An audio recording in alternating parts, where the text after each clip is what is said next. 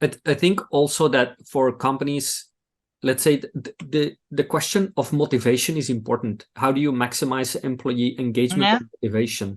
You that's agree? correct. Yes. Yes, 100%. So there's two things, right? One thing is leaders themselves. Yeah.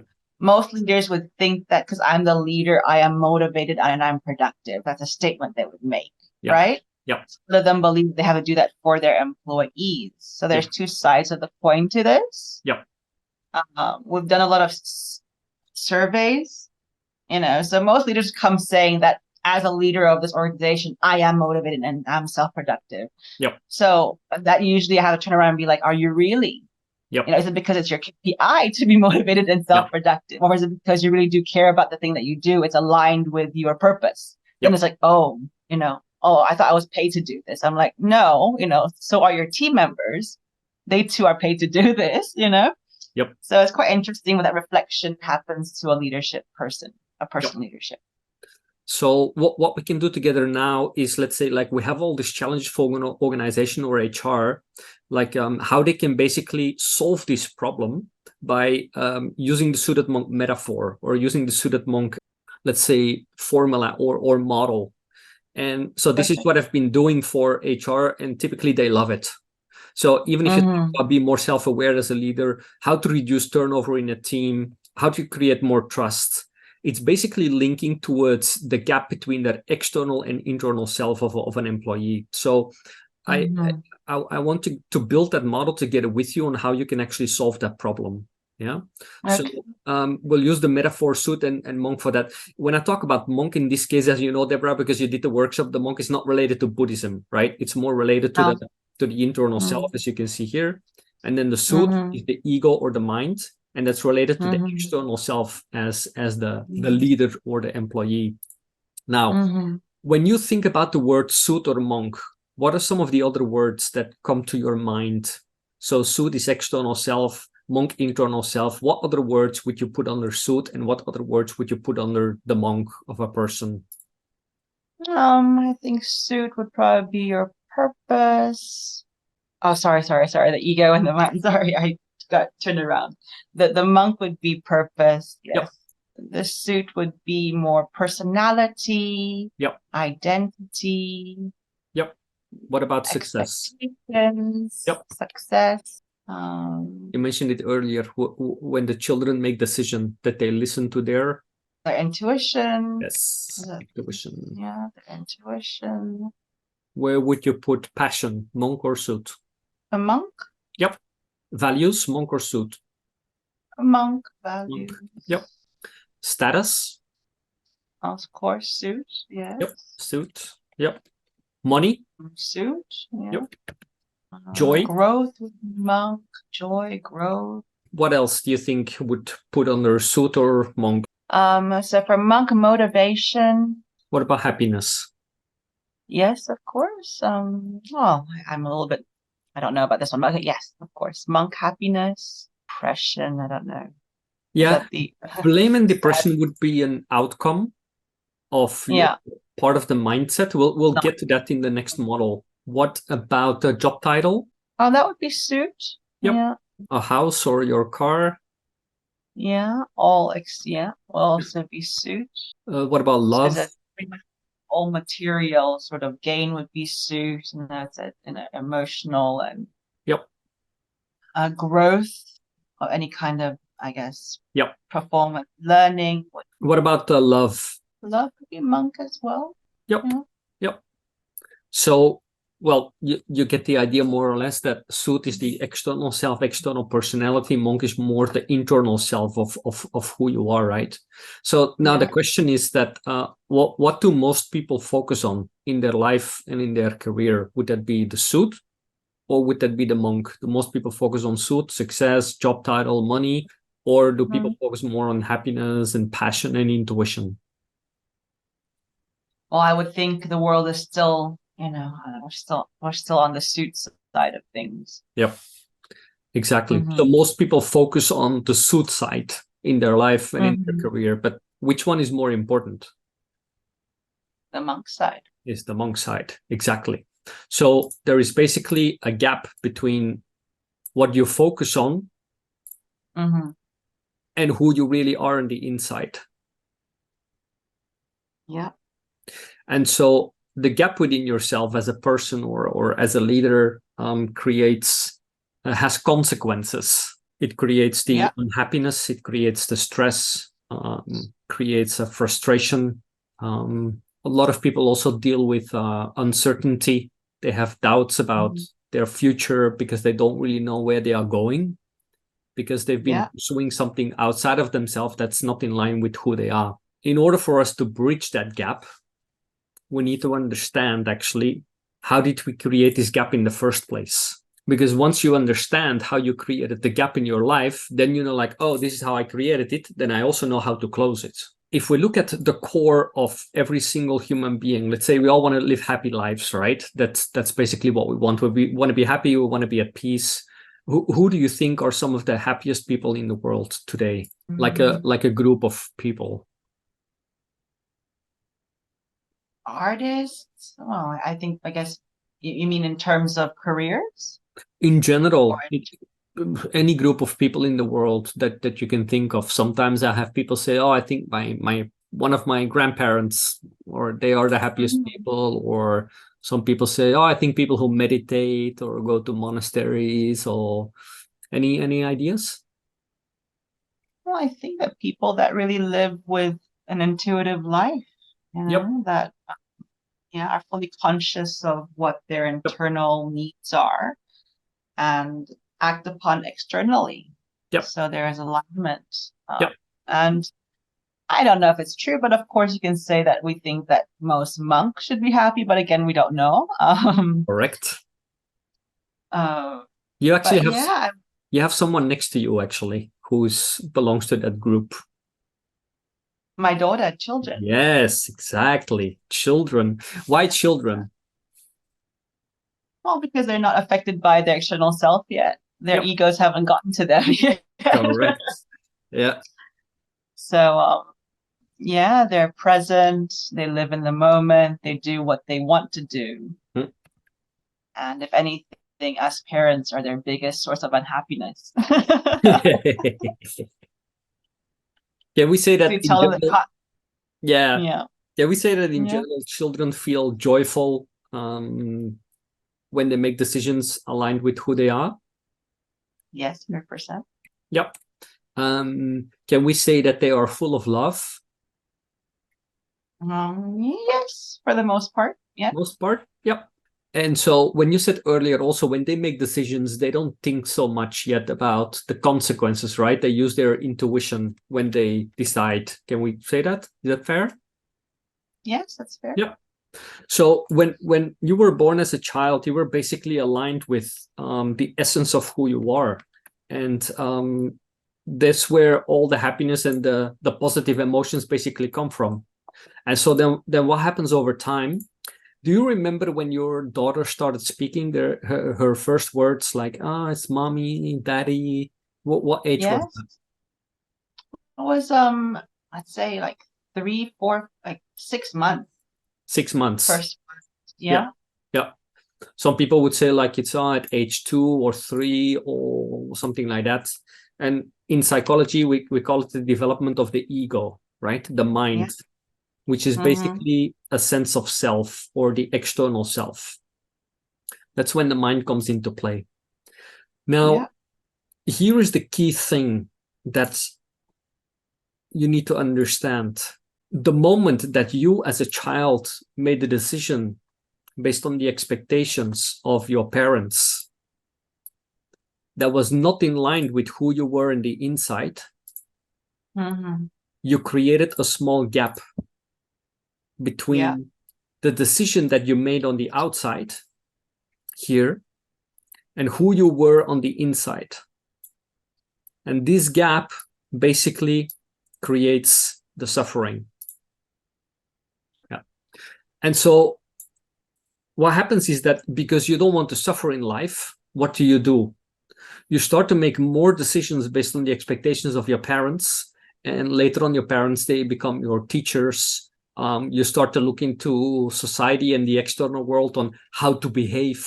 What does it mean to be a good child? you listen to your grandmother and your uncles and so on. And so slowly over time, this gap inside keeps growing larger and larger. And it is at that moment that you actually lose the disconnect with your monk, with your true essence, with who you are on the inside. Yeah. And so what kind of negative emotions do you think you experience when you make decisions not in alignment with who you are? Let's say later on, it could be in your career, like you make decisions that are not aligned with who you are. What other negative emotions come up? Frustration, resentment, Yep. anger, Yep. sadness, Yep. irritation, Yep. betrayal. I think that's one of the biggest things. Yep. That a lot of people go through is a sense of betrayal. Like, Yep. why did I allow myself to do something that I hate for so long? Yep. Just because. And what do I do now? Yep. Regret. Regret. Very good. Yep.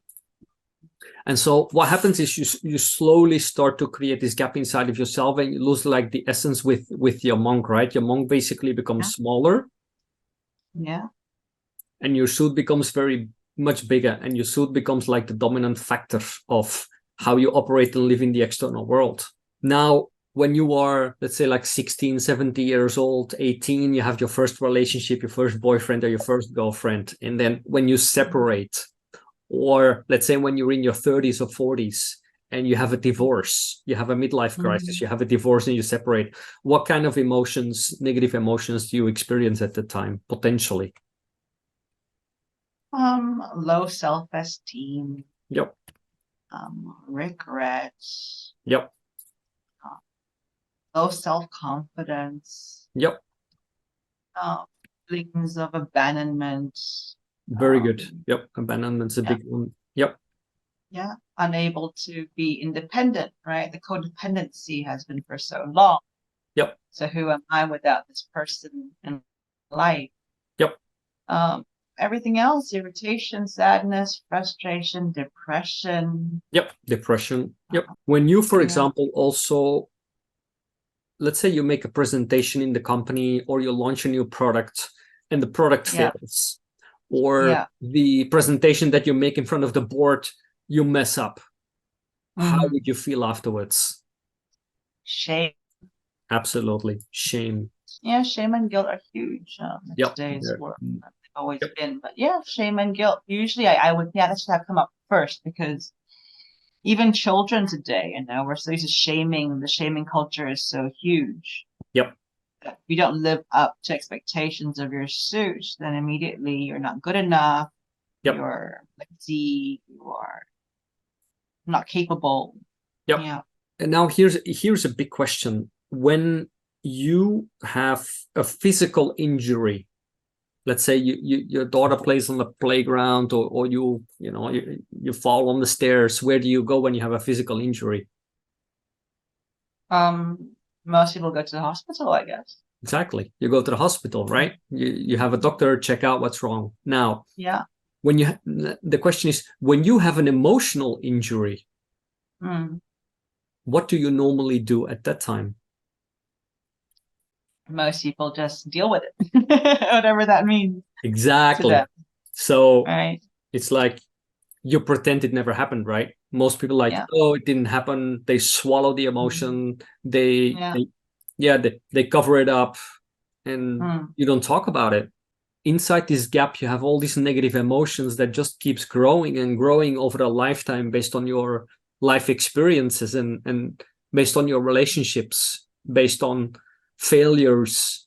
And we never really had a mechanism or a tool to deal with the shame or with abandonment. And then, of course, you rely more on other people to make you feel good, or relationships, because you don't want to feel abandoned. So you search maybe for a relationship so you don't feel abandoned, and you want to feel loved through another person, but not really by bridging the gap within yourself. When you compensate, or when you don't want to try to feel these negative emotions, what are some of the things that people do in the external world to cover up their feelings of depression and loneliness?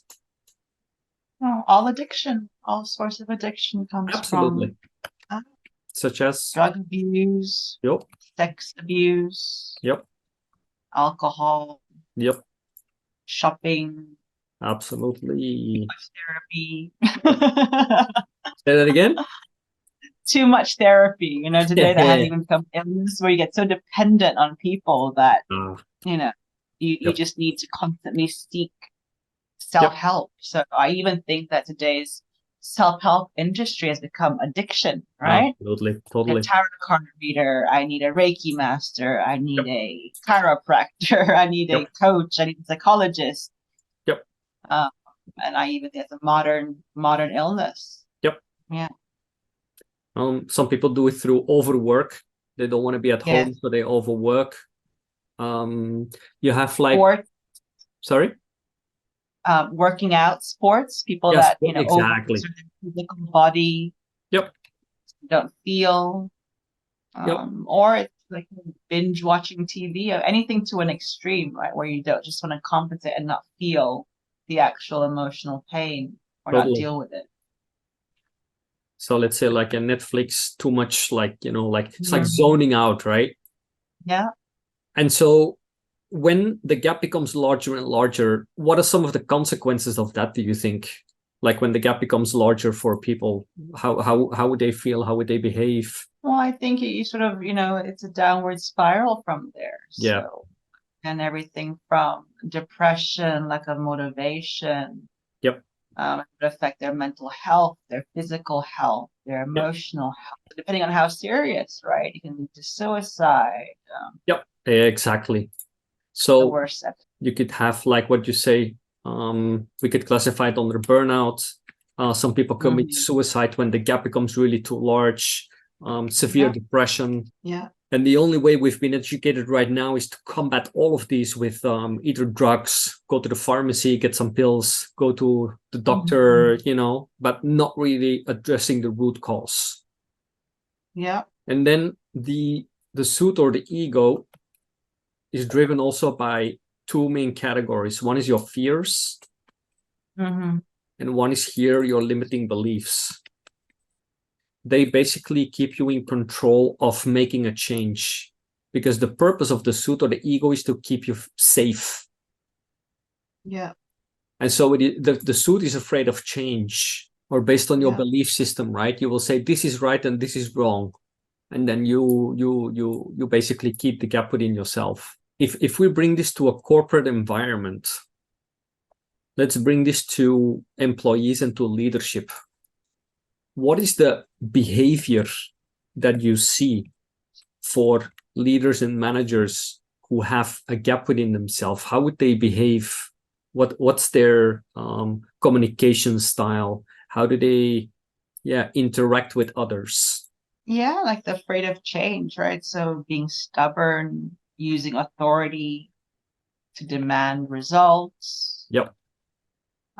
less reasoning, power struggles, in alignment, and using fear, like talking about psychological safety. Yep. A lot of times using fear, using peer pressure to create results, demand results. Yep. Micromanagement, Yep.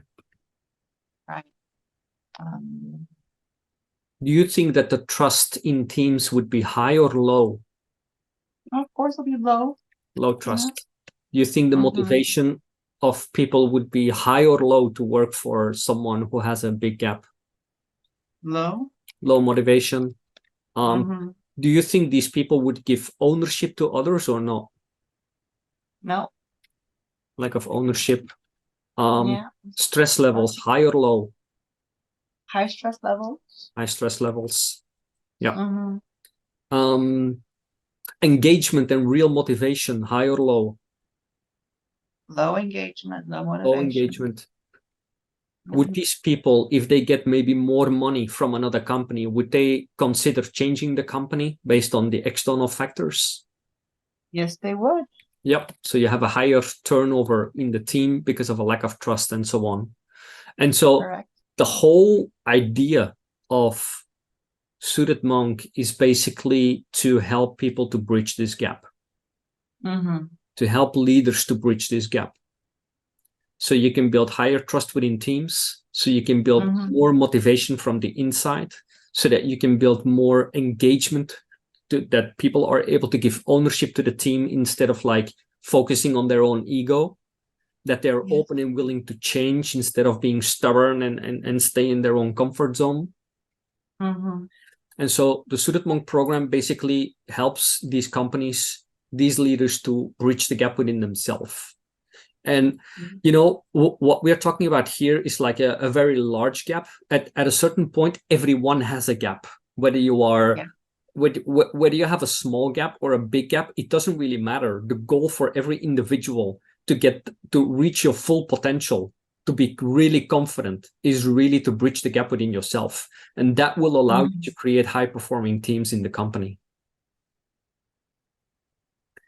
And so let's go back to the original objectives even that we set at the beginning of our conversation. Okay. So if you and I, Deborah, we are able to explain the gap that people have within themselves, would their self-awareness be higher or lower? Higher, for sure. Higher self-awareness, absolutely. If they are able to bridge the gap, what would happen to their turnover? I believe that it would definitely lower. Would definitely be lower. And then we also said that people would leave because of the boss. But if there is more trust, more engagement, more monk-to-monk communication, people would more likely stay in the company. Yes, they would. Creating trust in the organization with leaders who are more, again, monk-to-monk, who are empathic with their people, show empathy, show care. Trust would be higher. Psychological safety would be much higher, because now they are aware that, hey, if I listen to the monk of my people instead of communicating suit to suit, people will be open up much more. Yes. What would happen to company performance when teams connect monk to monk, when there's higher trust? The bottom line would improve. Would improve a lot. What would happen to employee engagement and motivation? It would increase as well. Would increase. Motivation, the purpose of a leader would increase as well, because you look beyond money, like, okay, what is the values that are important for us? What is the purpose? And then, of course, so basically by this model, we can help organizations to bridge that gap within themselves as an individual and also as teams. Beautiful. Yeah.